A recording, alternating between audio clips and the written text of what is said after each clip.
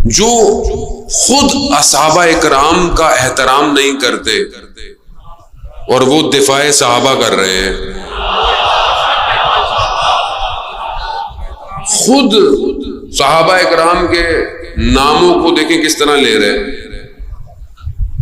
خود آپ خود تصور کریں نا کہ یہ کون ہیں لوگ، یعنی توہینیں کر رہے ہیں. ہمارے تو مہاراجہ کرام نے کہا آیت اللہ عظمہ سستانی حفظ اللہ، آیت اللہ عظمہ خامنائی حفظ اللہ، جتنے بھی مہاراجے ہیں سب نے کہا ہے کہ آپ نے اہل سنت کے مقدسات کی توہین نہیں کرنی، نہیں کریں. یہ خود کر رہے ہیں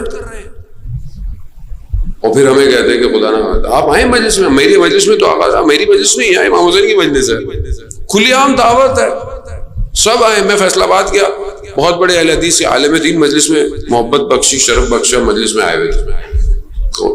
ابھی بھی بہت سارے اہل سنت برادران مجلس میں آتے ہیں، روز مجھے ملتے بھی ہیں. کیوں؟ کیونکہ یہ در ہدایت کا در ہے.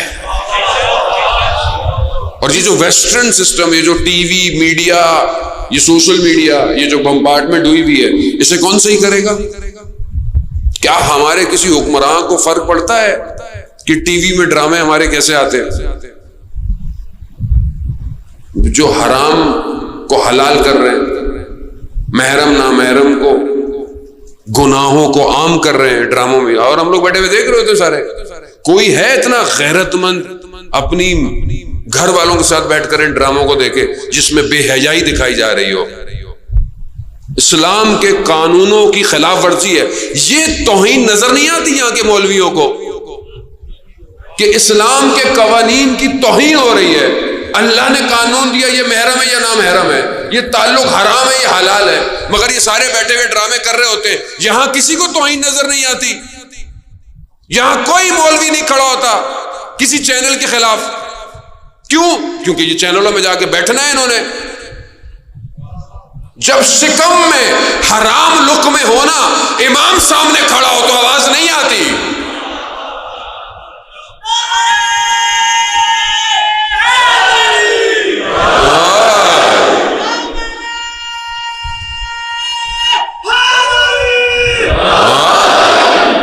کیا چیز تھی کربلا میں جو امام کو شہید کر دیا؟ حرام لقمے تھے، جان کا خوف، مال کا خوف.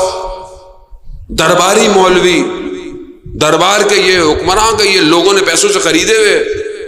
کیا تھا پھر؟ یہی ہونا تھا. آج کسی کو کوئی غیرت نہیں آتی. ہوتا ہوگا کو کہیں بولتا ہو، مجھے تو سنائی نہیں دیتا کہیں پہ اگر کوئی بولتا ہوگا، یقیناً بولتے ہوں گے. آپ بیٹھے ہوئے صبح شام سارے چینلوں پہ آ رہے ہیں، آپ یہ نہیں کہتے کہ ابھی آپ اسلام کی باتیں کر رہے ہیں، 2 گھنٹے کے بعد آپ کے یہاں بے حیائی کا ڈرامہ چلے گا. اسلام کے قانون کی دھجیاں اڑ رہی ہیں. محرم نامحرم تو پتہ ہے نا، قرآن کی آیات ہیں کون آپ کا محرم ہے، کس سے آپ شادی کر سکتے ہیں، کس سے آپ شادی نہیں کر سکتے. ان قوانین کو توڑا جا رہا ہے ڈراموں کے اندر. کسی کو کچھ نہیں ہوتا، کوئی غیرت نہیں ہے کسی کو، کوئی بولنے والا نہیں ہے. بے حیائی، برائی، بے حجابی، عورت کے سر سے دوپٹے چھین دیے، ان کو کمرشل پروڈکٹ بنا دیا ہے. پھر وہ عورت بھی آ کے روڈ پہ کہتی ہے میں تو آزاد ہوں. کیسی آزادی؟ پڑھو ہسٹری، پڑھو انسانیت کی، کس طرح ویسٹ نے عورت کو انڈسٹری میں لا کر اپنی خواہشات کو پورا کیا ہے. اگر خاتون کے لیے کوئی چیز بہتر ہے تو وہ وہی ہے جو خالق نے بھیجی ہے. جب پروردگار سورہ نور میں کہہ رہا ہے اے نبی اپنی عورتوں کو چادریں پہناؤ، اس سے بہتر کوئی ہے کیا؟ رسول خدا مسجد نبی میں بیٹھے ہوئے ہیں، سوال کیا کہ ایک خاتون کے لیے سب سے بہتر کیا ہو سکتا ہے؟ سب صحابہ کرام بیٹھے ہوئے ہیں، کسی نے جواب نہیں دیا. مولا کائنات اٹھے، گھر گئے، کہا کہ بابا نے یہ سوال کیا آپ کے رسول نے، خاتون کے لیے سب سے بہتر کیا ہے؟ کون بتائے گا؟ وہی نا جو سیدۃ النساء العالمین ہے. اس کو پیش کیوں نہیں کرتے رول ماڈل؟ صرف قصیدوں کے لیے رہ گئی ہیں ہم لوگ کہ علی کے ساتھ ہے زہرا کی شادی. بھئی یہ قصیدہ ہے، باقی سیرت کہاں ہے ہماری زندگی میں بی بی کی؟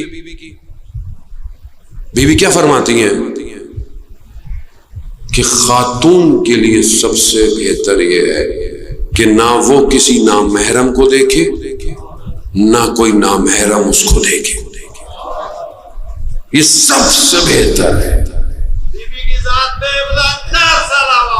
اللہم صلی علی محمد. وہ یہ سب سے بہتر ہے. یہ اللہم صلی علی محمد.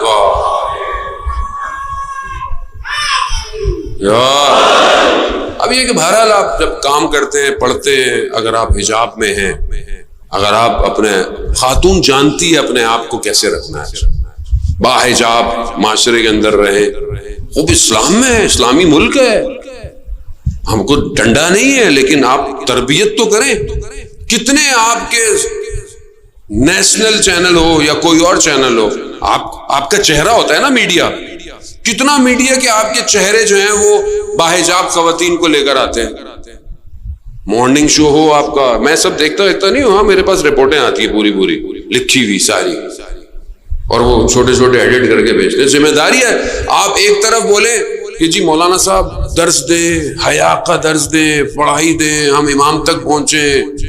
دیکھیں اگر کسی برتن میں صاف پانی ڈالنا ہوتا ہے نا، اور اگر اس کے اندر نجاست ہے تو آپ صاف ڈالتے رہیں، سب نجس ہو جائے گا. صاف کرنے کے لیے پہلے نجاست کو دور کرنا پڑتا ہے. آپ چاہتے ہیں کہ یہ معاشرہ امام تک پہنچے تو نجاست کو دور کریں. کیوں؟ کیونکہ قرآن میں کہا ہے کہ ہم نے نجاست کو ان سے دور کر دیا ہے. خوب ہے، آپ پریزنٹ تو کریں. آپ تقلید کر رہے ہیں دوسرے ملکوں کی، اور وہ بھی صرف برائی میں تقلید کر رہے ہیں، اچھائی میں کوئی تقلید نہیں ہے. اگر تقلید کرنی ہے تو باقی چیزوں میں بھی کرتے ہیں، سسٹم بھی ویسے ہی بناتے ہیں، صفائی ستھرائی بھی ویسے ہی ہوتی، لوگوں کے روزگار بھی ویسے ہی دیتے. آپ نہیں، صرف برائی لانی ہے باہر سے. یہ آپ کی ذمہ داری ہے.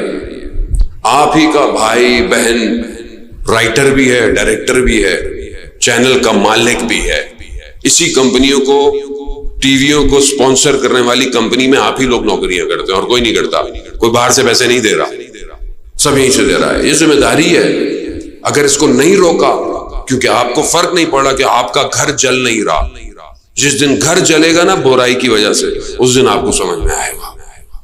اس کو سمجھے عزیزان محترم. امام حسین کی جنگ یہی تو تھی، برائی سے. وہ حرام کو حلال کر رہا تھا، حلال کو حرام کر رہا تھا. فاسق شخص تھا، شرابی شخص تھا، مندروں سے کھیلنے والا شخص تھا. معاشرہ سو رہا تھا، معاشرے کو پتہ ہی نہیں ممبر پر کون آگے بیٹھ گیا ہے. امام حسین نے جا کر اپنے خون سے اسلام کی آبیاری کی ہے. اسی لیے ان الحسین مصباح الہدی وسفینۃ النجات. لبیک یا حسین، لبیک یا حسین، لبیک یا حسین، لبیک یا حسین، لبیک یا زہرا، لبیک یا زہرا، لبیک یا زہرا، لبیک یا زہرا، لبیک یا مہدی، لبیک یا مہدی، لبیک یا مہدی، لبیک یا مہدی.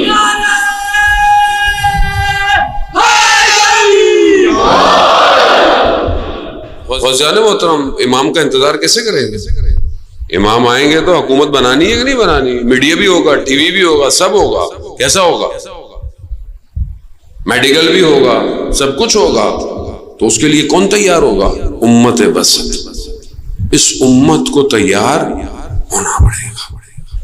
آپ تیار ہوں گے تو ہی ہم امام تک پہنچیں گے. سارے محترم، عالم دنیا سے اپنے آپ کو اٹھائیں اوپر. مادے میں پھنسے رہیں گے، امام تک نہیں پہنچ پائیں گے. مادے سے پرواز کریں، اپنے آپ کو اوپر لے کر آئیں، اس عالم کی طرف بڑھے جس ملک کی حکومت امام کے پاس ہے.